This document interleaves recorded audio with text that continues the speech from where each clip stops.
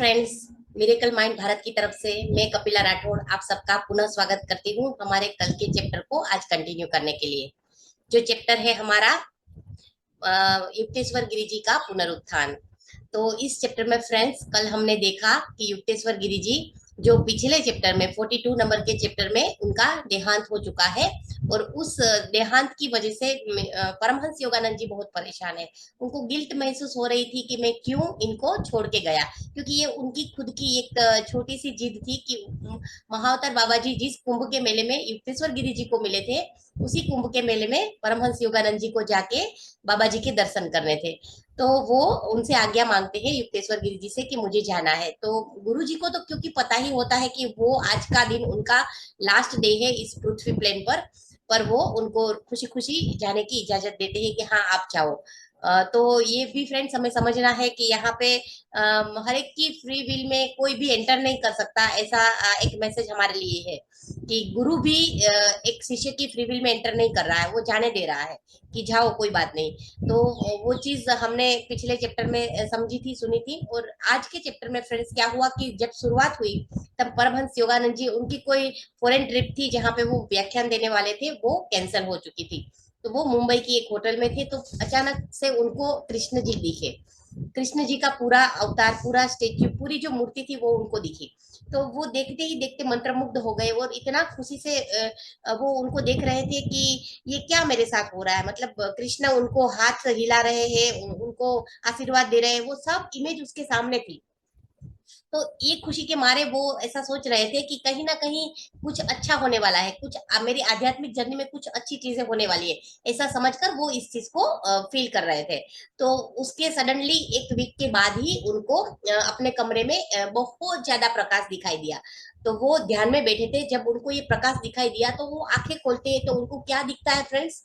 उनके गुरु दिखते हैं, ज्ञानावतार युक्तेश्वर गिरी जी उनको दिखते हैं।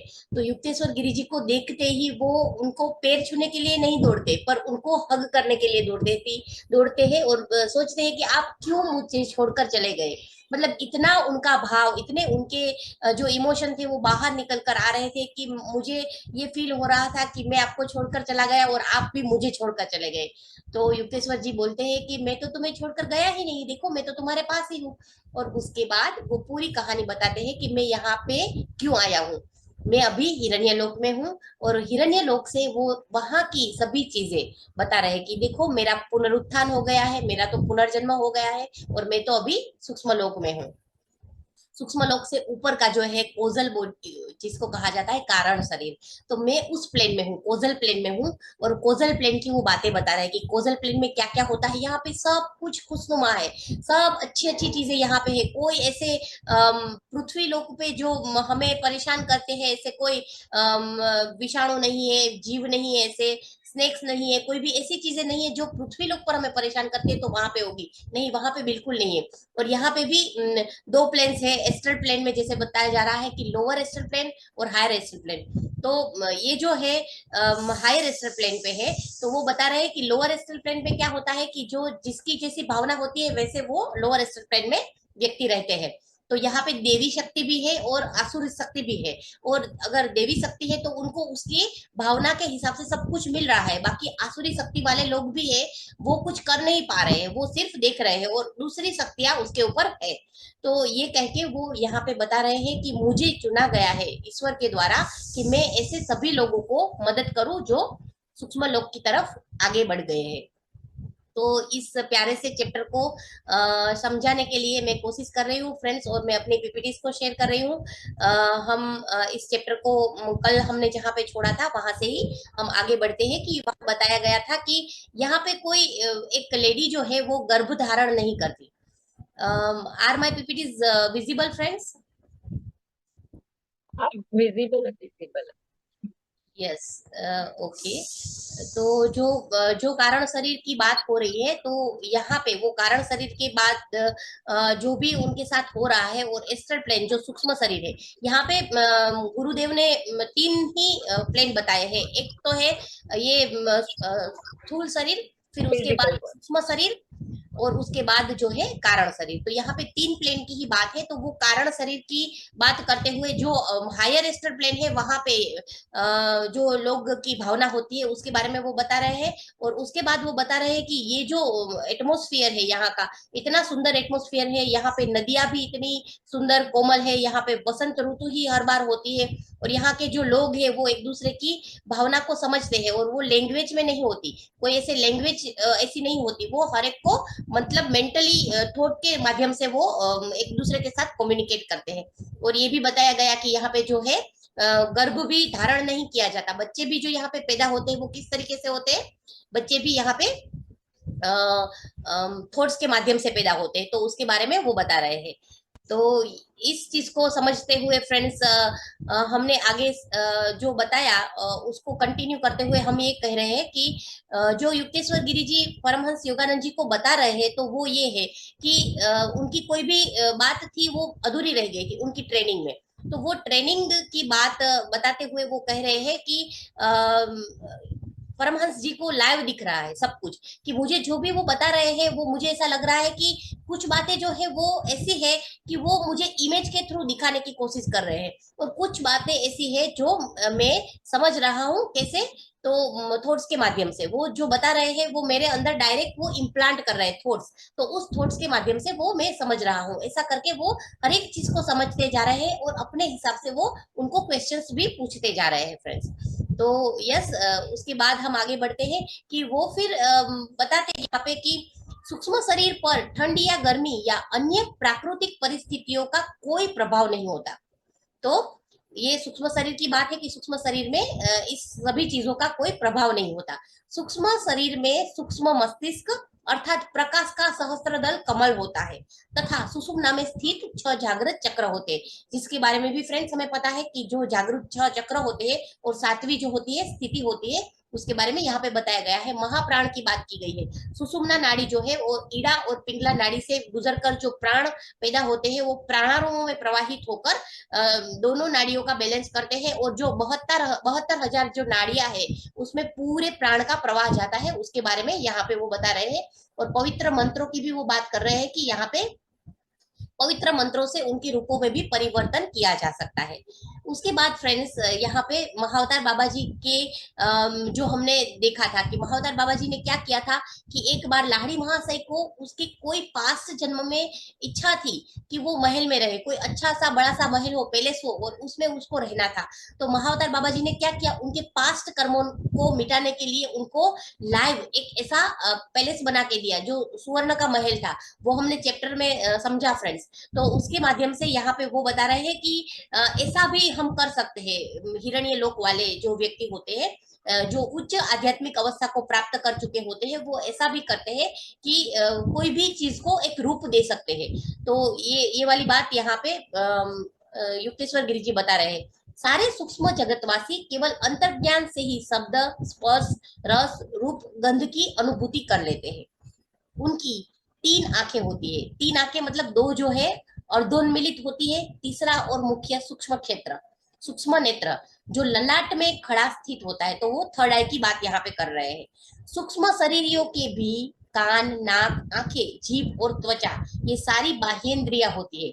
तो सूक्ष्म शरीरों में जो भी व्यक्ति रहते हैं उनकी भी ये सारी बाह्येंद्रियां होती है, वो बता रहे हैं। परंतु वे शरीर के किसी भी हिस्से से कोई भी संवेदन प्राप्त कर सकते हैं। तो यहाँ पे संवेदन प्राप्त करने के लिए जो ये 5 है जिसके बारे में हम स्थूल बॉडी वाले जानते हैं, पर वो शरीर के कोई भी हिस्से से वो संवेदन को प्राप्त कर सकते हैं, उसके बारे में वो बता रहे हैं।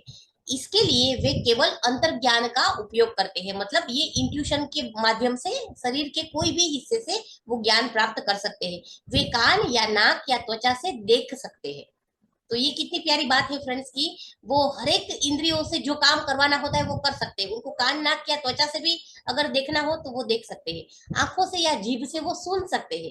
कान या त्वचा से स्वाद चख सकते हैं। तो मतलब विपरीत भी हो सकता है, जिसकी जो कार्य नहीं है, जिसकी जो फिजियोलॉजी नहीं है वो भी वो कर सकते हैं, ऐसा करके वो बता रहे हैं। मनुष्य के स्थूल शरीर को असंख्य खतरे रहते हैं और यह आसानी से घायल हो सकता है या इसके अंग भी आसानी से कट कर अलग हो सकते हैं।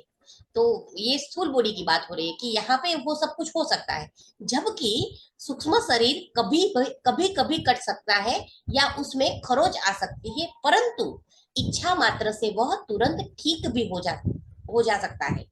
तो ये कितनी प्यारी बात है कि अगर किसी को कोई घाव भी हुआ तो वो अपनी इच्छा शक्ति से उस घाव को भी हाथ लगा के, कोई भी टच करके और अपने वाइब्रेशन के साथ उसको हील कर सकता है। गुरुदेव, क्या सब सूक्ष्म जगतवासी सुंदर होते हैं? तो उनका वापस प्रश्न आता है युक्तेश्वर जी से। परमहंस योगानंद जी प्रश्न पूछते हैं कि क्या सूक्ष्म जगतवासी जो होते हैं वो ऑलवेज मतलब सुंदर ही रहते हैं? क्योंकि उन्होंने पहले से ही बहुत सारी बुक्स वगैरह पढ़ा हुआ है, उन्होंने ग्रंथ में भी जाना है कारण लोग के बारे में, जो यहाँ पे वो अभी लाइव बता रहे हैं। तो वो कह रहे हैं कि क्या ऐसा भी होता है कि सूक्ष्म जगत वाले जो लोग होते हैं वो सुंदर होते हैं? तो ये बता रहे हैं युक्तेश्वर जी कि नया सुंदर शरीर धारण कर सकते हैं। तो सूक्ष्म जगत में सौंदर्य को एक आध्यात्मिक गुण माना जाता है, बाह्य रूप नहीं, श्री युक्तेश्वर जी ने कहा। इसलिए सूक्ष्म जगत के लोग चेहरे को अधिक महत्व नहीं देते, परंतु जब चाहे अपनी इच्छा अनुसार वे नया सुंदर शरीर धारण कर सकते हैं, जो भी रूप उनको लेना हो वो ले सकते हैं। जिस प्रकार धरती के लोग नया सुंदर शरीर धारण कर सकते हैं, जिस प्रकार धरती के लोग उत्सव समारोह के अवसर पर नए वस्त्रालंकार धारण करते हैं, उसी प्रकार सूक्ष्म जगत के लोग भी खास अवसरों पर विशेष प्रकार के शरीर धारण करते हैं। कोई ऐसे अवसर होंगे तब वो विशेष प्रकार के शरीर धारण करते हैं, यहाँ पे वो बता रहे हैं। तो आई होप मेरे साथ हो सर, फ्रेंड सभी। Yes, yes. यस। हिरण्य लोक जैसे सूक्ष्म जगत के उच्च लोकों में तब आनंदोत्सव मनाए जाते हैं जब आध्यात्मिक उन्नति द्वारा कोई जीव सूक्ष्म जगत से मुक्त होकर उसके स्वर्ग अर्थात कारण जगत में प्रवेश करने योग्य हो जाता है। तो कोई उन्नत व्यक्ति जब ऊपर जाती है तब वो वहां पे सेलिब्रेशन होता है। जैसे धरती पर कोई व्यक्ति जाते हैं, किसी के फैमिली मेंबर्स वगैरह जाते हैं, तो यहाँ पे दुख का माहौल होता है, पर वहां पे वो प्रमोशन लेके ऊपर गए हैं तो वो हायर प्लेन में वहां पे उन लोगों का स्वागत होता है और वहां पे पार्टी होती है, मतलब वो वहां पे बहुत ही अच्छा अवसर मनाते हैं और उन्नत लोगों के प्लेन में उनका स्वागत भी करते हैं। ऐसे अवसरों पर अदृश्य परमपिता तथा उनमें विलीन हो चुके संत जन अपनी अपनी पसंद का शरीर धारण कर उत्सव में सम्मिलित होते हैं। तभी वो उस प्लेन में चले गए, तभी तो वो आत्मा है, तो आत्मा कोई भी शरीर धारण करके फिर वो उस उत्सव में सम्मिलित होते हैं। अपने प्रिय भक्त को खुश करने के लिए उसी की इच्छा के अनुसार परम पिता रूप धारण करते हैं। यदि उस भक्त ने भक्ति के द्वारा भगवान की आराधना की है तो वह भगवान को जगन माता के रूप में देखता है।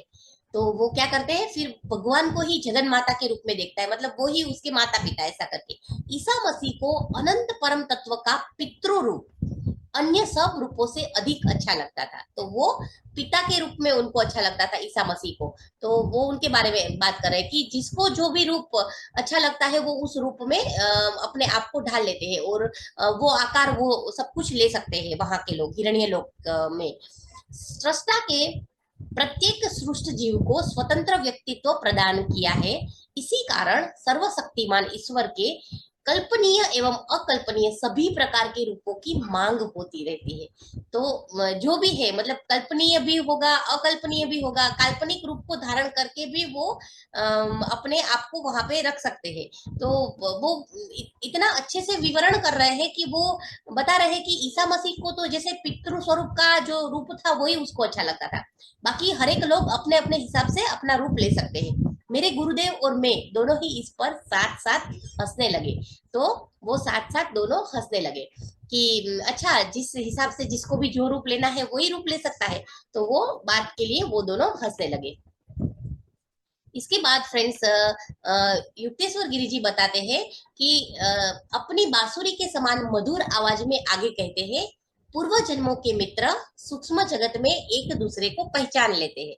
मतलब क्या है कि जिसने भी यहाँ पे किया मृत्यु को प्राप्त हुए, वो ऊपर हायर प्लेन में गए, तब वो दूसरे अगर किसी के फैमिली मेंबर्स वहां पे आते हैं तो वो उनको आराम से पहचान लेते हैं, या तो वहां पे ऑलरेडी जो मौजूद है पहले से गए हुए हैं उनको भी वो पहचान लेते हैं। मित्रता के अमरत्व को देखकर वे आनंदित होते हैं और उसी के साथ प्रेम की अनवरसता उनकी समझ में आ जाती है, जिस पर पृथ्वी पर होने वाले दुखद मिथ्या वियोग के समय प्रायः संदेह किया जाता था। तो इसके बारे में वो बता रहे हैं कि जो दुखद प्रसंग पृथ्वी पर होते हैं वहां पे वैसा नहीं होता, वहां पे एक दूसरे को मिलकर खुश होते हैं। See you in the next plane, जैसे हमने ये रॉबर्ट स्वास की बुक में बहुत सारे केस स्टडीज के माध्यम से सुना था कि हर एक जो डिफरेंट प्लेन में जाते हैं तो वो खुश होके वहां पे उनका स्वागत करते हैं। सूक्ष्म जगत वासियों का अंतर्ज्ञान सूक्ष्म और जड़ जगत के बीच के पर्दे को भेद कर पृथ्वी पर चलने वाली गतिविधियों का निरीक्षण कर सकता है। जो नीचे जिस स्थूल प्लेन में जो भी हो रहा है, पृथ्वी पर जो भी हो रहा है, उस गतिविधियों का वो निरीक्षण भी कर सकता है, परंतु मानव सूक्ष्म जगत को नहीं देख सकता जब तक उसकी छठी इंद्रिय कुछ हद तक विकसित न हो जाए। मतलब ऊपर के जो लोग हैं वो नीचे की सारी परिस्थितियों को देख सकते हैं, पर हम नीचे वाले लोग वहां तक नहीं देख सकते जब तक कि हमारी कोई भी इंद्रिया, मतलब छठी जो इंद्री है, हमारी जो थर्ड आई है, वो कुछ एक हद तक विकसित ना हो। हमें फिर इंट्यूशन आने लगते हैं, हमें फिर कुछ एक चीजों के बारे में पता चलने लगता है, तभी हम देख पाते हैं। हमारी आध्यात्मिक अवस्था में अगर कुछ परिवर्तन आया, कुछ अच्छा परिवर्तन आया, तभी हम देख सकते हैं। पर वो लोग तो ऊपर से, हायर प्लेन से सब कुछ नीचे का देख सकते हैं। हजारों पृथ्वीवासियों ने सूक्ष्म जगत की या किसी सूक्ष्म जगतवासी की झलक देखी है।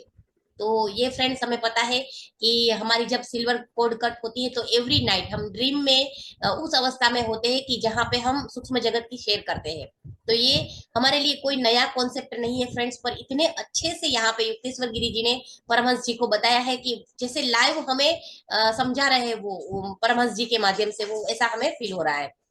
हिरण्य लोक में वास करने वाली उन्नत आत्माएं सूक्ष्म जगत के लंबे लंबे दिन और रात में अधिकांश समय परमानंद में जागृत रहती है। तो वहां पे वो लोग लंबे दिन और लंबी रात में भी जागृत रहते हैं, क्योंकि वहां पे तो एक दिन ही इतना लंबा होता है। जहाँ पे हम हमारे कितने सारे साल हो चुके हैं, वहां पे उनका एक दिन होता है। तो वो परमानंद में जागृत अवस्था में ही रहते हैं और सृष्टि को चलाने से संबंधित जटिल समस्याओं का समाधान करने में तथा राह भटके लोगों के, अर्थात पृथ्वी पर वास करने वाली आत्माओं के उद्धार में सहायता करती रहती है। ऐसी उन्नत आत्माएं हर एक व्यक्ति को सहायता करती रहती है, जैसे महाअवतार बाबा जी है। महाअवतार बाबा जी का हाथ पकड़कर बहुत सारी आत्माएं उन्नत हो चुकी है, और अभी भी महाअवतार बाबा जी अपने सूक्ष्म शरीर में है और हर एक इंसान को गाइड कर रहे हैं। जो आध्यात्मिकता की चरम सीमा को प्राप्त करना चाहते हैं, वहां पे महाअवतार बाबा जी का बहुत ही इंपॉर्टेंट रोल हो जाता है, और वो उस इंसान को अपनी आध्यात्मिक जर्नी में आगे बढ़ाने के लिए हर हमेशा मदद करते रहते हैं फ्रेंड्स। यस, जब कभी हिरण्य लोकवासी सोते हैं, तब कभी कभी उन्हें स्वप्नों की तरह सूक्ष्म दर्शनों की अनुभूति होती है। सामान्यतः उनके मन उच्चतम निर्विकल्प समाधि के परमानंद की सचेत अवस्था में मग्न रहते हैं। वहां पे भी ड्रीम्स है फ्रेंड्स, तो वो ये बात यहाँ पे कमिट कर रहे हैं कि वो भी मतलब क्या करते हैं, उनके भी अगर सूक्ष्म दर्शन हुए तब वहां पे वो निर्विकल्प समाधि में होते हैं, वो वननेस में होते हैं, और इसी परमानंद की अवस्था को वो आनंद मग्न होकर सचेत होकर वो एंजॉय करते हैं। यस, उसके आगे वो बता रहे हैं कि सूक्ष्म जगत के सभी लोकों में वास करने वाले जीवों को भी मानसिक यातनाएं हो सकती है। वहां पे भी मानसिक यातनाएं तो है। हिरण्य लोक जैसे उच्च लोकों में रहने वाले उन्नत जीवों के कोमल मन को यदि उनसे आचरण में या सत्यानुभूति में कोई भूल हो जाए तो अत्यंत दुख होता है। सूक्ष्म जगत वाले लोगों को दुख होता है, पर हिरण्य लोक वाले लोग जो है उनको मदद करते हैं। तो वो यहाँ पे हिरण्य लोक वाले जो ऊपर है, हायर एस्ट्रल प्लेन में है और कोजल बॉडी में है, उनके बारे में वो बात करके फिर वो सूक्ष्म जगत की कंपैरिजन करते हुए भी हमें ये बता रहे हैं कि सूक्ष्म जगत में तो भावनाएं होती है, तभी वो मानसिक यातनाएं भी फील करते हैं। ये उन्नत जीव अपनी प्रत्येक कृति और प्रत्येक विचार को आध्यात्मिक नियम की दोषहीन सर्वांग पूर्णता के साथ तालमेल में रखने का प्रयास करते हैं। तो वो जो एस्ट्रल बॉडी वाले लोग हैं उनको ये हिरण्य लोक वाले लोग मदद करके उनकी जो आध्यात्मिकता में सर्वांग पूर्णता का तालमेल बिठाने की कोशिश करते हैं, और उनकी जो मेंटल कंडीशन जो होती है उनको कुछ एक हद तक हेल्प करके वो आगे बढ़ाने की कोशिश में रहते हैं।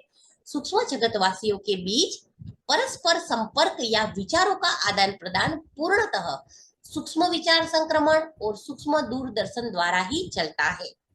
तो यहाँ पे फ्रेंड्स ये भी समझना है कि विचारों के माध्यम से, एस्ट्रल टेलीपैथी के माध्यम से यहाँ पे कम्युनिकेशन होता है, और सूक्ष्म दूरदर्शन मतलब देखते हैं इंट्यूशन के माध्यम से और टेलीपैथी के माध्यम से उनको कम्युनिकेशन में हेल्प मिलती है। यहाँ पे लिखित और उच्चारित शब्दों से उत्पन्न होने वाली जिन गलतफहमियों और संभ्रंशों का सामना पृथ्वीवासियों को करना पड़ता है, उस सब का सूक्ष्म जगत में पूर्णतः अभाव है। सूक्ष्म जगत में ये सभी चीजें नहीं होती, गलतफहमियां नहीं होती, भ्रम नहीं होते। ये सभी चीजें कहाँ पे होती है? स्थूल शरीर में और पृथ्वीवासियों में होती है। जिस प्रकार सिनेमा के पर्दे पर प्रकाश के चित्रों के माध्यम से लोग चलते फिरते और काम करते दिखाई देते हैं, पर वे वहां श्वास नहीं ले रहे होते हैं, उसी प्रकार सूक्ष्म जगत के लोग प्रज्ञा से निर्देशित और समन्वित प्रकाश मूर्तियों के रूप में चलते फिरते हैं और काम करते हैं। तो सूक्ष्म जगत वाले जो लोग हैं उसको यहाँ पे, जैसे सिनेमा में कैसे लोग हैं वो सिर्फ अपना रोल प्ले करने के लिए आए हैं, वैसे ही सूक्ष्म जगत वाले लोगों को यहाँ पे वो डिस्क्राइब करते हुए बता रहे हैं कि वो सिर्फ चलते फिरते और अपना काम करते हैं। उन्हें ऑक्सीजन से शक्ति ग्रहण करने की आवश्यकता नहीं होती। वहां पे उनको ऑक्सीजन लेने की, अच्छी हवा लेने की जरूरत नहीं होती, क्योंकि वो प्रकाश पिंड से बने हुए हैं, वो ईथर से बने हुए हैं, वो आकाश तत्वों से बने हुए हैं। तो वहां पे उनको ऑक्सीजन की कोई जरूरत रहती नहीं। मानव जीवित रहने के लिए ठोस पदार्थों, द्रव पदार्थों, वायुओं तथा प्राण शक्ति पर निर्भर रहता है, परंतु सूक्ष्म जगत के लोग मुख्यतः दिव्य प्रकाश से जीवित रहते हैं। तो ये फ्रेंड्स हमें क्लियर हो रहा है कि सूक्ष्म जगत के जो लोग हैं वहां पे उनको कोई भी ऑक्सीजन की या कोई भी ऐसे प्राण शक्ति की, कोई वायुओं की जरूरत नहीं रहती। वो ऐसे ही ऑटोमेटिकली अपने आप प्रकाश की वजह से जिंदा रहते हैं। मतलब वो है प्रकाश के माध्यम से वो रहते हैं वहां पे। तो उनको कोई बॉडी की भी जरूरत नहीं होती, वो कोई भी रूप भी ले सकते हैं, कोई भी आकार भी ले सकते हैं, और वो बहुत सुंदर भी हो सकते हैं। जिसको जितना रूप अच्छा लेना हो वो ले सकते हैं, अपने हिसाब से अपनी फ्री विल के अनुसार वो वहां पे रोल प्ले करते हैं फ्रेंड्स। तो यहाँ पे वो बहुत अच्छे से सूक्ष्म जगत वासियों के बारे में परमहंस जी को बता रहे हैं। यस, यहाँ पे एक छोटी सी बात और भी वो कह रहे हैं कि पृथ्वी पर शुद्ध मन के बच्चे कभी कभी परियों के सुंदर सूक्ष्म देह देख पाते हैं। जो बच्चे होते हैं ना, तो उनके बारे में फ्रेंड्स हमें ये माइकल न्यूटन ने भी बताया, और इयान स्टीफन ने भी बताया कि वो बच्चों पर जब ये पास्ट लाइफ रिग्रेशन कर रहे थे और उनकी पास्ट लाइफ जान रहे थे, तो वो वहां पे कुछ एक परियों को देख रहे थे, कुछ एक एंजल्स को देख रहे थे। तो वही चीज यहाँ पे वो बता रहे हैं कि शुद्ध मन वाले जो बच्चे होते हैं वो ऐसे कभी कभी परियों को भी देख लेते हैं।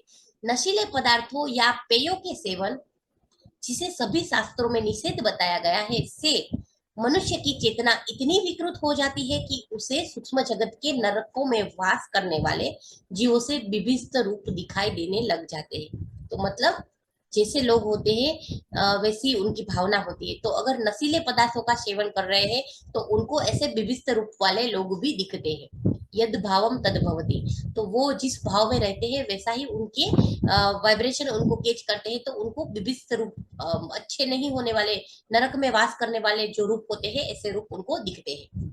गुरुदेव, क्या सूक्ष्म जगतवासी कुछ खाते पीते हैं? तो उनका वापस से एक प्रश्न आया कि क्या वो कुछ खाते पीते भी है?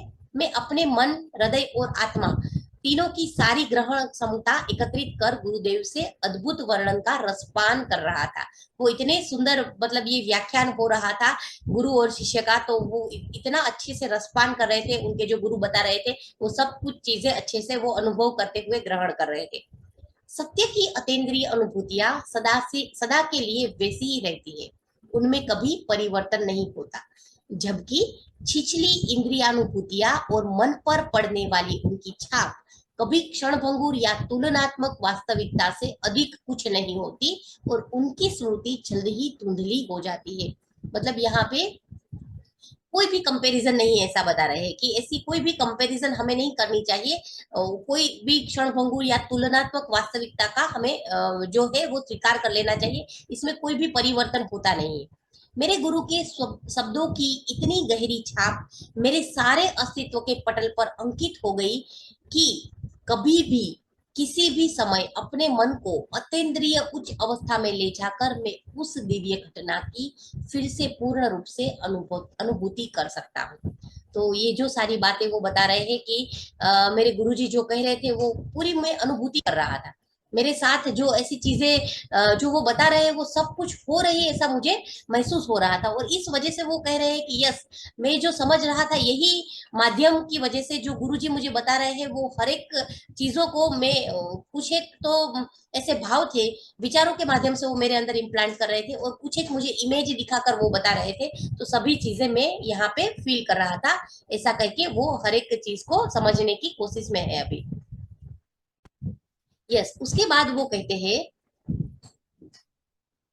जैसे गुरुजी ने बताया कि तेजस्वी किरणों के समान दिखने वाली सब्जियां सूक्ष्म जगत की भूमियों में बहुतायात में होती है।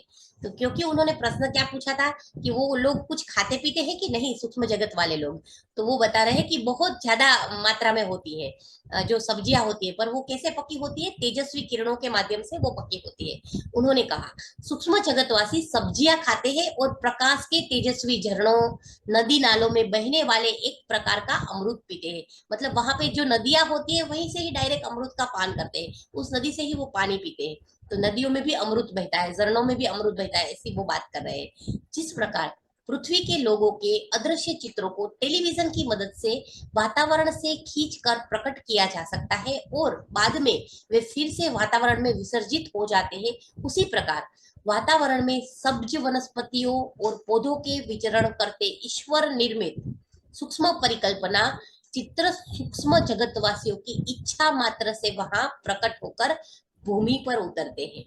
अगेन, जो भी व्यक्ति, जो सूक्ष्म जगतवासी जिस प्रकार की इच्छा करेगा, मुझे लाल एप्पल एकदम बिल्कुल पका हुआ एक एप्पल चाहिए बिल्कुल लाल, तो मुझे इस तरीके का एप्पल मिलेगा। अगर मुझे ग्रीन एप्पल चाहिए तो मुझे ग्रीन एप्पल मिलेगा। मतलब ये यहाँ पे वो समझाने की कोशिश कर रहे हैं कि जिस प्रकार के भाव से वो ईश्वर निर्मित चीजों को कोशिश करेंगे अट्रैक्ट करने की, तो वहां पे वो उनको मिलेगा।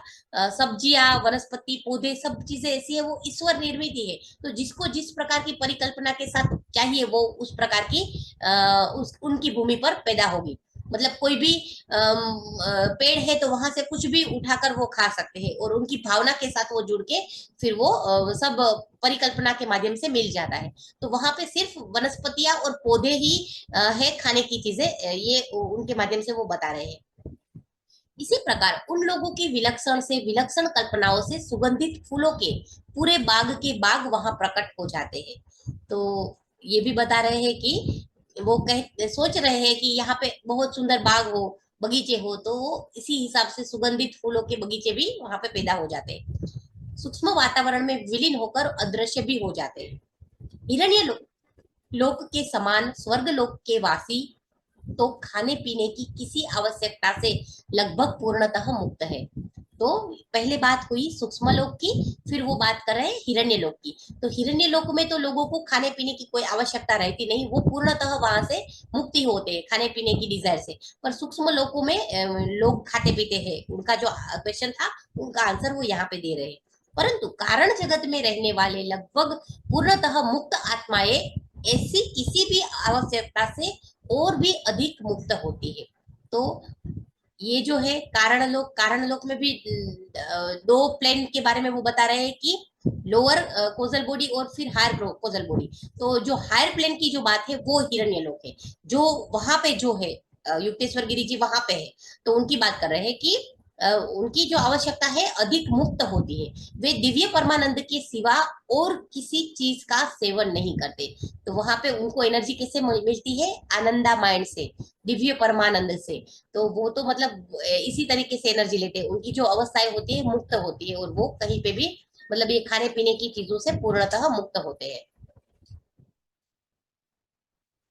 आगे बता रहे हैं वो कि पृथ्वी लोक से मुक्त होकर सूक्ष्म जगत में आई आत्मा की पृथ्वी पर लिए हुए अपने भिन्न भिन्न जन्मों के अनेकानेक संबंधियों, पिताओं, माताओं, पत्नियों, पतियों और मित्रों के साथ भेंट होती जाती है।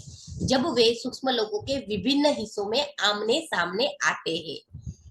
हमने कितने सारे जन्म लिए हैं, तो हर एक जन्म के माता पिता, पति पत्नी, मित्र, बच्चे, सभी सभी लोग हैं, वो अनेक अनेक संबंधी जो होते हैं वो उनके आमने सामने आते ही जाते हैं वहां पे सूक्ष्म लोकों में। इसीलिए उसकी समझ में नहीं आता कि वह किससे अधिक प्रेम करे। तो वहां पे फिर किससे अधिक प्रेम करना तो होता ही नहीं, वहीं वहीं पे लैंग्वेज ही क्या है, प्रेम की ही भाषा है। तो अधिक और कम ऐसा कहीं पे होता ही नहीं है वहां पे। इस प्रकार वह सभी को ईश्वर की संतान के रूप में तथा ईश्वर की अभिव्यक्ति के रूप में प्रेम करना सीखता है। तो वहां पे फिर इसी प्रकार से वो सभी को ईश्वर की संतान, गोडली सन और डॉटर, उस माध्यम से ही वो सबको देखते हैं। तो वो वहां पे उसी प्रकार प्रेम करना सीखते हैं। सूक्ष्म लोक में आने से पहले पृथ्वी लोक पर बिताए गए जन्म में विकसित हुए कुछ नए गुणों के अनुसार किसी आत्मा के बाह्य रूप में परिवर्तन आ भी गया हो, तब भी सूक्ष्म जगतवासी अपनी अचूक अंतर्ज्ञान की सहायता से उन सब प्रियजनों को पहचान लेते हैं जो दूसरे लोकों में बिताए गए उनके किसी जीवन में उन्हें कभी प्रिय थे, और सूक्ष्म जगत में उनके नए घर में उनका स्वागत करते हैं। मतलब कितने सारे जन्म लिए हो हमने, पर कहीं ना कोई हमें जो टकराया होगा, उनको वो पहचान लेते हैं। सृष्टि के प्रत्येक परमाणु को अमिट स्वतंत्र अस्तित्व की देन सृष्टा से मिलती है। इसलिए सूक्ष्म जगत के कोई मित्र किसी भी रूप में क्यों ना आए, वह पहचान लिया जाएगा। जैसे पृथ्वी पर कोई अभिनेता या नाट्य कलाकार किसी भी रूप में क्यों ना आए, ध्यान से देखने पर उसकी पहचान ही हो जाती है। तो इस तरीके से वो फ्रेंड्स पहचान ही लेते हैं। जैसे हम कोई मूवी देखते हैं, मूवी में अगर कोई हीरो हीरोइन हमें दिखे और दूसरे मूवी में वो अलग गेटअप में दिखते हैं, तो हम उसको पहचान लेते हैं। वैसे ही ये हमारी रियल लाइफ की जो जर्नी है, वहां पे भी जो कैरेक्टर आए हैं वो सूक्ष्म जगत में पहचान लिए जाते हैं। ये इनके माध्यम से बताया जा रहा है। आगे वो कह रहे हैं कि सूक्ष्म जगत में जीवन की अवधि पृथ्वी लोक की अपेक्षा बहुत लंबी होती है। सूक्ष्म जगत में कितने टाइम रहो, क्योंकि हमें वो भी माइकल न्यूटन के माध्यम से पता चला कि ये अगेन फ्रीवेयर हो जाती है। अगर वो सूक्ष्म लोक में गए, अगर उनको इमिडिएटली जन्म लेना है तो कोई गर्भ लेकर वो इमिडिएट जन्म भी ले सकते हैं। उनको आराम करना हो, आराम से अपनी लाइफ की जर्नी करनी हो, अपना पूरा ओवरव्यू करना हो, तो वो भी कर सकता है। कोई 500 साल तक नहीं जन्म लेता, कोई उससे ज्यादा साल तक जन्म नहीं लेता, और किसी को लेना हो तो कोई इमिडिएट भी ले सकता है। तो वो बता रहे हैं कि अपेक्षा बहुत लंबी होती है। पृथ्वी की काल गणना के मानकों के अनुसार कहा जाए तो सामान्य उन्नति की हुई आत्मा सूक्ष्म जगत में साधारणतः 500 से 1000 वर्ष तक जीती है। वहां पे उतनी आयु होती है, 500 से 1000 वर्ष तक की। जैसे कुछ रेडवुड वृक्ष अन्य वृक्षों से सहस्त्रों वर्ष अधिक जीते हैं, या कुछ योगी सैकड़ों वर्षों तक जीवित रहते हैं, जबकि अधिकांश मनुष्य 60 वर्ष की आयु से पहले ही मर जाते हैं। तो पृथ्वी लोक में जो है डेडलाइन है 60-70 ईयर की, पर वहां पे क्या है, अधिकतर 500 से 1000 साल तक की उम्र के वो होते हैं। वैसे ही सूक्ष्म जगत में कुछ लोग वहां के जीवन की साधारण अवधि से कई अधिक काल तक जीवित रहते हैं। सूक्ष्म जगत में आने वाले लोग अपने भौतिक कर्मों के बोझ के अनुसार वहां कर्म या अधिक काल तक रहते हैं। उनका जो भौतिक कर्म है और या तो कर्म का बोझ है, उसके अनुसार वो अधिक काल तक वहां पे रहते हैं। उनके भौतिक कर्मों का भार उन्हें एक सुनिश्चित अवधि में पुनः पृथ्वी पर वापस खींच लाता है। अगेन कर्माज आ गए फ्रेंड्स। तो जिस तरीके के उनके कर्मा होंगे, उस तरीके का उनको कर्म का बोझ होगा, तो बोझ के हिसाब से उनको वापस से लेसन लेने के लिए पृथ्वी पर जन्म लेना पड़ेगा, और पृथ्वी पर उनको वापस खींच लिया जाता है। तो ये बहुत ही अच्छे से क्लियर हो रहा है हमें कि जन्म कैसे आते हैं, हम किस तरीके से इस पृथ्वी प्लेन पर आते हैं, और हमारे कर्मों का क्या रोल है। तो यहाँ पे फिर उन्होंने बताया कि सूक्ष्म जगत में कर्मों को देखकर फिर वापस उनका पृथ्वी पर अवतरण होता है, पृथ्वी पर वो जन्म लेते हैं। यस। फिर वो आगे और बताते हैं कि सूक्ष्म जगत में रहने वालों को अपना तेज युक्त शरीर छोड़ते समय मृत्यु के साथ कष्टकर संघर्ष नहीं करना पड़ता। वहां पे कोई संघर्ष नहीं होता। सूक्ष्म जगत में जो है, अगर उनको वापस जन्म लेना है तो कोई कष्टकर संघर्ष उनको नहीं करना पड़ता शरीर छोड़ते वक्त। परंतु इनमें से कुछ लोग अपना सूक्ष्म शरीर छोड़कर उनसे भी सूक्ष्म कारण शरीर में जाने का विचार से किंचित घबरा उठते हैं। सूक्ष्म से भी और सूक्ष्म, जिस तरीके से युक्तेश्वर गिरी जी जिस प्लेन का वर्णन यहाँ पे कर रहे हैं फ्रेंड्स, तो उनके माध्यम से हम समझ रहे हैं कि सूक्ष्म से भी और कुछ सूक्ष्म है जहां पे जाने से वो सूक्ष्म जगत वाले लोग घबराते हैं, किंचित घबराते हैं। सूक्ष्म जगत अनचाही मृत्यु, रोग व्याधि और वृद्धावस्था अवस्था से मुक्त है। वहां पे कोई वृद्धावस्था नहीं है, कोई रोग नहीं है और मृत्यु भी नहीं है। ये तीनों ही त्रास पृथ्वी लोक के अभिशाप है, पृथ्वी लोक में ही होंगे, जहां मनुष्य ने अपनी चेतना को एक दुर्बल जड़ शरीर के साथ इतनी पूर्णता से एकरूप हो जाने दिया है कि केवल जीवित रहने के लिए भी उसे हवा, अन्न और निंद्रा की नियमित आवश्यकता पड़ती है। मतलब ये सभी चीजें चाहिए कहाँ पे, यहाँ पे फिजिकल प्लेन पे, यहाँ पे अर्थ प्लेन पे, और वहां पे ऐसी कोई जड़ चीजों की जरूरत नहीं रहती। जड़ देह की मृत्यु के साथ श्वास रुक जाता है और बाद में शरीर कोशों का विघटन शुरू हो जाता है। सूक्ष्म शरीर को मृत्यु होने पर जिन प्राणाणुओं से वह बना था, वह सब प्राणाणु यानी कि प्राण शक्ति की कणिका कोशिकाएं बिखर जाते हैं। तो ऑब्वियसली वो है कि जिस प्राण शक्ति से वो बना था वो विसर्जित हो जाते हैं। जड़ देह की मृत्यु होने पर जीव का अपने रक्त मांस के शरीर का बोध नष्ट हो जाता है। फिर जीव उस रक्त मांस के शरीर से वापस मतलब स्थूल शरीर का उनको बोध नहीं रहता। वो फिर जो आत्मबोध में है वो उस अवस्था में वो चले जाते हैं ऑटोमेटिकली, उनको फिर जड़ अवस्था का बोध नहीं रहता। यथा समय सूक्ष्म जगत में उसकी मृत्यु हो जाती है और इस प्रकार सूक्ष्म जगत के जन्म मृत्यु को अनुभव कर वह फिर स्थूल जगत के जन्म मृत्यु को अनुभव करता है। अगेन कंपैरिजन करता है कि वहां पे जो है वो कष्टदायक नहीं होता, उनको जन्म लेना होता है तो वो ले लेता है, पर उनको कर्म के अनुसार वहां पे जन्म लेना पड़ता है। और सूक्ष्म और स्थूल में जन्म मृत्यु का जो चक्र है वो बार बार गुजरता रहता है और मायाबद्ध जीवों की अपरिहार्य नियति है। मतलब ये नियति है हमारी कि हमें बार बार जन्म लेना पड़ता है, पुनरअपि जन्म पुनरअपि मरणम। तो ये यहाँ पे बहुत ही क्लियर वे पे युक्तेश्वर गिरी जी बता रहे हैं कि शास्त्रों में दिए गए स्वर्ग और नर्क के वर्णन सुनकर मनुष्य के अंतर मन के गहन तल में सुप्त पड़ी सुखमय सूक्ष्म जगत के और दुखमय पार्थिव जगत के अनुभवों की स्मृतियां कभी कभी जग उठती है। मतलब खुशी का जो वाइब्रेशन है वो भी कभी कभी फील होता है स्थूल शरीर में, और वो ज्यादातर लोगों को ड्रीम्स में ही महसूस होता है। और वो यहाँ पे बता रहे हैं कि उनकी जो सुखमय अवस्थाएं है और दुखमय अवस्था है वो कहाँ पे फील होती है, इस फिजिकल प्लेन में ही फील होती है। बाकी वो सूक्ष्म जगत के जो है वो अपने हिसाब से जन्म लेते हैं, उनकी फ्री विल के अकॉर्डिंगली वो जन्म लेते हैं। और विघटन क्या होता है, उन स्थूल शरीर के प्राणाणुओं का विघटन होता है और वो सूक्ष्म शरीर में जाते हैं। तो ये यहाँ पे वो बता रहे हैं।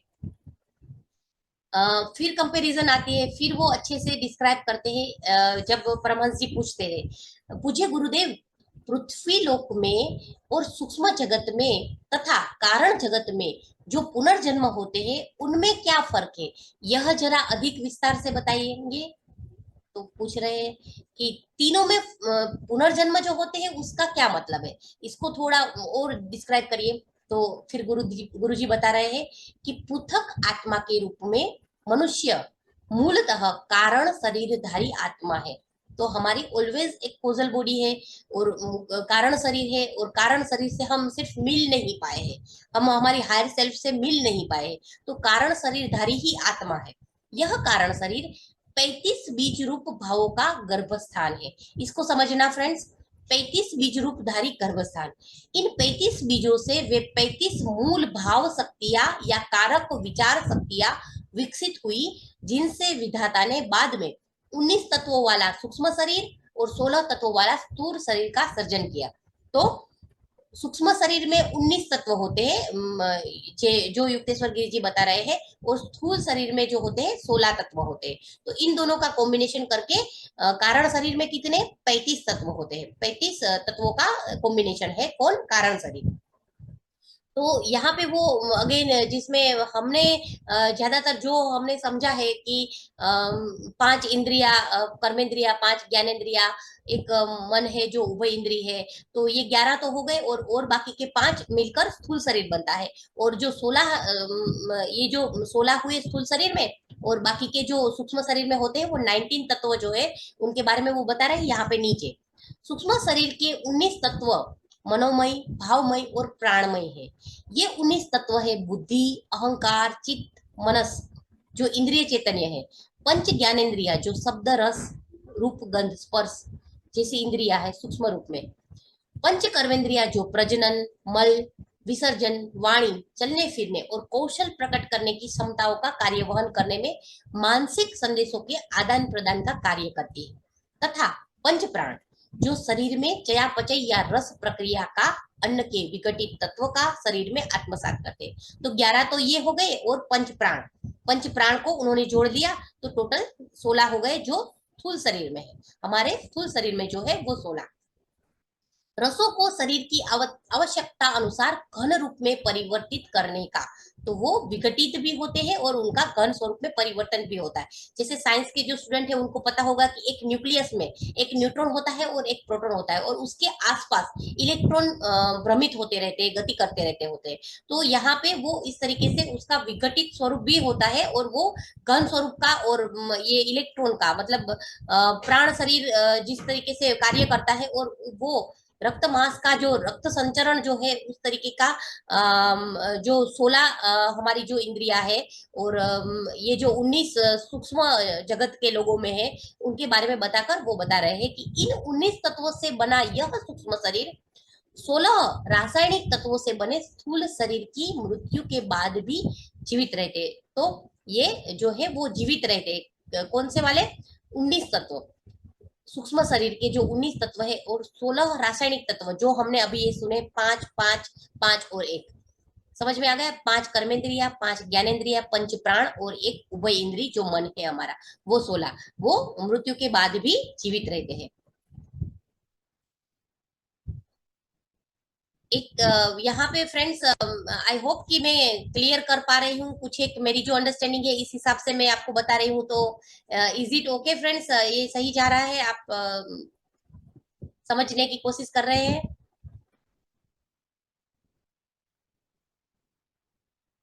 ओके, ठीक है, चलिए वापस हम आगे बढ़ते हैं। यहाँ पे ये तो पहली बार सुना मैंने तो। 35 मूल भाव शक्तियां या कारक विचार शक्तियां विकसित हुई।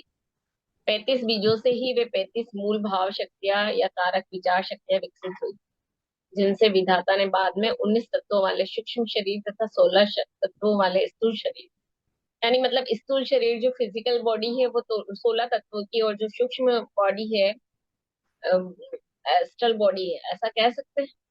यस, यस, उसके बारे में तो हम वो वापस डिस्कशन 19 भी करेंगे तत्वों के। फ्रेंड्स, है ना? हम वापस डिस्कशन भी उसके बारे में करेंगे। और जो अभी क्योंकि चैप्टर में भी बहुत कुछ बाकी है, और ये हम ज्यादा समझेंगे ना तभी हमें ये पता चलेगा, क्योंकि ये चैप्टर ऐसा है कि इसमें सब कुछ आ गया। समझिए कि most important chapter of this particular book. तो इसमें से हमें क्रक्स निकालना है कि पूरी बुक में क्या होगा, क्योंकि परमहंस योगानंद जी के माध्यम से हमें ये चीजें पता चल रही है, और वो उनके गुरु के द्वारा सुन रहे हैं। तो वो चीजें वो जो जहाँ पे है, हिरण्य लोक में है, वहां से डायरेक्ट हमें बताने की कोशिश कर रहे हैं। तो जो चीजें अगर हमें कहीं पे क्लिक कर रही है तो हम उसको एक्सेप्ट कर ले, और बाकी अगर कोई भी क्वेश्चन है तो उसको हम नोट डाउन करके रखें, उसको हम अलग से डिस्कशन भी करेंगे। कपिला जी एक दिन और देना पड़ेगा, अभी तो काफी छूटा हुआ है। हाँ हाँ, बिल्कुल बिल्कुल। ये सही जा रहा है या मैं इनको कट कर दूं?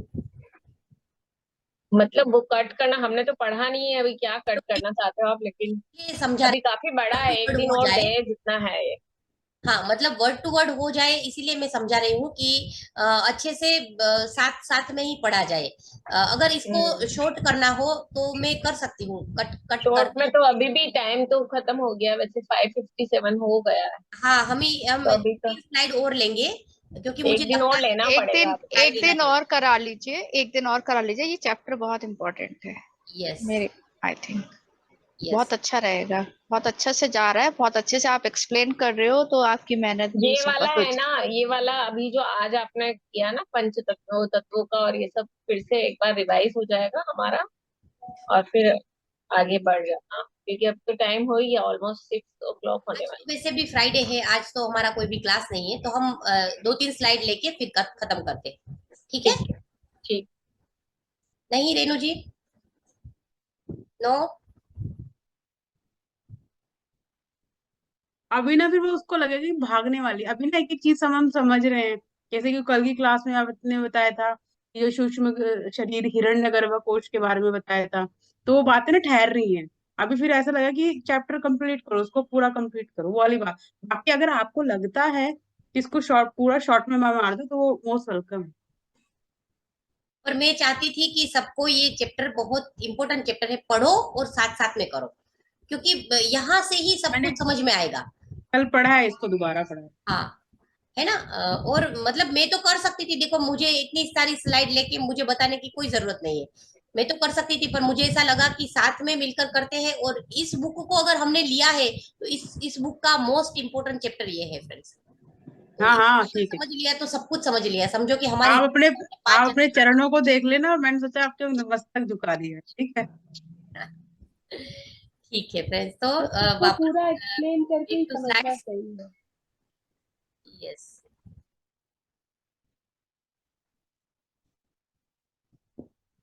तो वो बता रहे हैं कि जो सूक्ष्म जगत में जो हुआ, और कारण शरीर के माध्यम से वो हिरण्य लोक में है, तो वो बता रहे हैं कि कैसे कैसे यहाँ पे पुनर्जन्म होते हैं। तो पुनर्जन्म की बात कर ली, फिर खाने पीने की वो बात कर रहे हैं कि क्या वहाँ पे खाना पीना भी होता है, तो वो उनके माध्यम से वो भी बता रहे हैं कि नहीं, यहाँ पे सूक्ष्म जगत के लोगों को जो इच्छा होगी उस हिसाब से वो खाते पीते हैं। फिर आगे वो पूछ रहे हैं, ईश्वर ने अपने भीतर ही विविध योजनाएं बनाई है और उन्हें स्वप्नों में प्रत्यक्ष रूप दिया। स्वप्नों में ईश्वर ने ही प्रत्यक्ष रूप दिया। इस प्रकार माया सापेक्षता के अपने अनंत विराट आभूषणों से सज धज कर प्रकट हुई। हमारे सामने जो है वो क्या है? माया है। सज धज कर, डिफरेंट टाइप के रूप लेकर माया हमारे सामने प्रस्तुत हो रही है। कारण शरीर की 35 भाव श्रेणियों में ईश्वर ने मनुष्य के सूक्ष्म शरीर से संबंधित 19 तथा स्थूल शरीर से संबंधित 16 भाव के सर्वांगीण पहलुओं को विस्तृत रूप से अंतर्निहित रखा। तो ये जो 35 का कॉम्बिनेशन है वो पकड़ के रखे हुए हैं, और वो बता रहे हैं कि उस तरीके से वो अंतर्निहित रखा।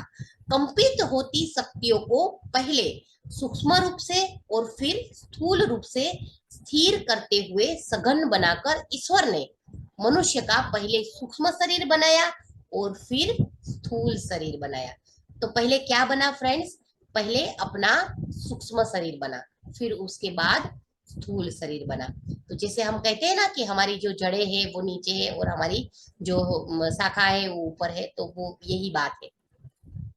तो इसके बाद वो बता रहे हैं कि जिस सापेक्षता के नियम के कारण एकमात्र परम शुद्ध ब्रह्म ने अनेक रूप धारण कर लिए, उसी नियम के कारण कारण जगत और कारण शरीर सूक्ष्म जगत तथा सूक्ष्म शरीर से भिन्न है। यहाँ पे वो बता रहे हैं कारण जगत और कारण शरीर दोनों भिन्न है, सूक्ष्म जगत और सूक्ष्म शरीर दोनों भिन्न है। जगत में तो बहुत सारे हो गए सूक्ष्म शरीर, तो इस तरीके से वो दोनों का अलग से वो बता रहे हैं कि ये दोनों मिक्स मत करना, दोनों अलग अलग है। कारण जगत भी अलग है और कारण शरीर अलग है। सूक्ष्म जगत और सूक्ष्म शरीर वो भिन्न है। इस प्रकार स्थूल जगत और स्थूल शरीर भी सृष्टि के अन्य रूपों से भिन्न है। स्थूल जगत भी अलग है और स्थूल शरीर भी अलग है। रक्त मांस का शरीर सृष्टा के स्थिर मूर्त स्वप्नों से बना है। तो जो हमारा ये शरीर है वो सृष्टा के स्थिर मूर्त स्वप्नों से बना है, मतलब ये कल्पना से बनाया गया है। किसकी कल्पना से? वो ईश्वर की कल्पना से, उस ब्रह्मांड की कल्पना से, उस डिवाइन की मूर्त स्वप्नों से बना हुआ हमारा ये शरीर है। पृथ्वी पर द्वैत युगल सदा ही विद्यमान रहते हैं, जैसे स्वास्थ्य रोग, सुख दुख, हानि लाभ। मतलब यहाँ पे क्या है? ड्युअलिटी है, ऑलवेज यहाँ पे द्वैत रहता है, पर वहां पे वो नहीं होता। मनुष्य देखते हैं कि 3 आयामी स्थूल जगत में वे मर्यादा, सीमाओं और प्रतिरोधों से आबद्ध है। स्थूल जगत में ये सभी चीजें होती है, मर्यादा, सीमाएं, प्रतिरोध वगैरह सब कुछ होता है। मनुष्य की जीवित रहने की इच्छा को जब रोग, व्याधि या अन्य कारणों से गहरा धक्का लगता है, तब मनुष्य का आगमन होता है, तब मृत्यु का आगमन होता है। मतलब इन कारणों की वजह से वो मृत्यु को प्राप्त करता है। परंतु इस अवस्था में भी आत्मा सूक्ष्म तथा कारण शरीरों में आबद्ध रहती है। आत्मा तो जो है वो क्या है, अजर, अमर, अविनाशी है, वो अनंत है, इनफाइनेट है, तो वो इन सभी चीजों से भी अलिप्त रहती है। तीनों शरीरों के साथ पकड़ कर रहने वाली शक्ति है मनुष्य की इच्छा। अगेन हमारी विल पावर की बात की गई, अगेन हमारी फ्री विल की बात की गई कि मनुष्य की इच्छा इन तीनों शरीरों को एक साथ पकड़ कर रखने वाली शक्ति है। अतृप्त इच्छाओं की शक्ति ही मनुष्य की दासता की जड़ है। मतलब वो अगर कुछ अतृप्त इच्छा लेकर आ रहा है तो ही उनको फिर वो पुनर्जन्म के पुनरपि जन्म पुनरपि मरणम में वापस आना पड़ेगा। भौतिक वासनाओं की जड़ अहंकार और इंद्रिय सुख में निहित है। भौतिक वासनाएं जो है वो क्या है, जड़ अहंकार और इंद्रिय सुख में निहित होते हैं, वो उसी में रहते हैं। भौतिक वासनाएं और अहंकार में और इंद्रिय सुख में ही वो निहित रहते हैं, स्थूल शरीर। इंद्रिय सुख की लालसा या विवस्था सूक्ष्म जगत की अनुरक्तियों या कारण जगत की अनुभूतियों से संबंधित आकर्षण शक्ति से अधिक बलवान है। सूक्ष्म जगत में कोई भी इंद्रिय सुख का ये सभी कुछ चीजें जो है स्थूल जगत में हम फील करते हैं, वो वहां पे होती नहीं है। सूक्ष्म जगत में उपभोग स्पंदनों के अर्थ में होता है। वहां पे उपभोग जो होता है वो भी कैसे होता है, वाइब्रेशन के माध्यम से। सूक्ष्म जगतवासी ब्रह्मांडों के सूक्ष्म आकाशीय संगीत का आनंद लेते हैं और यह देखकर मंत्रमुग्ध हो जाते हैं कि समस्त सृष्टि परिवर्तनशील प्रकाश की ही अनंत अभिव्यक्तियां है। पूर्ण सृष्टि जो है वो क्या है, ये प्रकाश की ही अनंत अभिव्यक्तियां है। सूक्ष्म जगत के लोग प्रकाश के गंध, रस और स्पर्श का अनुभव भी करते हैं। तो वो करते हैं, सूक्ष्म जगत के लोग जो है वो स्पर्श करते हैं। और वो आगे भी हमने देखा कि वो कान से स्पर्श भी कर सकते हैं, कान से टेस्ट भी ले सकते हैं, आंखों से वो सुन भी सकते हैं। मतलब वो हर एक इंद्रियों से हर एक काम ले सकते हैं, हर एक अंगों से। तो वो आगे बता रहे हैं कि प्रकाश को सब उपभोग वस्तुओं और अनुभवों के रूप में या अपने विचारों या सपनों के सघन रूप में प्रकट कर पाने की क्षमता से संबंधित है। तो ये सारी जो बात है वो प्रकाश के रूप में ही वो फील करते हैं सूक्ष्म जगत वाले लोग। तो सूक्ष्म जगत में जो शरीर धारण किए हैं और वहां पे जो भी व्यक्ति है सूक्ष्म जगतवासी, उनके बारे में वो बता रहे हैं। शरीर का अर्थ है आत्मा का पिंजरा, चाहे वह स्थूल शरीर हो या सूक्ष्म शरीर। ये 3 शरीर आत्मा के लिए 3 पिंजरे हैं। 3 शरीर मतलब स्थूल शरीर, सूक्ष्म शरीर और कारण शरीर, वो 3 जो है वो क्या है, आत्मा का पिंजरा है। और वो आत्मा के पिंजरे के बारे में यहाँ पे बता रहे हैं कि वो तीनों इस तरीके से आगे बढ़ते हैं और वो अपनी उन्नत अवस्था में प्राप्त होते हुए वो हर एक चीजों को भोगते हुए अपनी अपनी अवस्था के माध्यम से अपनी उन्नति करते हैं। तो आज फ्रेंड्स यहाँ तक रखते हैं हम। पॉसिबल हुआ तो हम मंडे को करेंगे, जैसे आपकी इच्छा। अगर आप चाहते हैं कि इस चैप्टर को कंटिन्यू किया जाए तो हम करेंगे, अदरवाइज हम उसका शॉर्ट फॉर्म समझा के यहाँ पे कंप्लीट कर देंगे। Yes friends, thank you so much.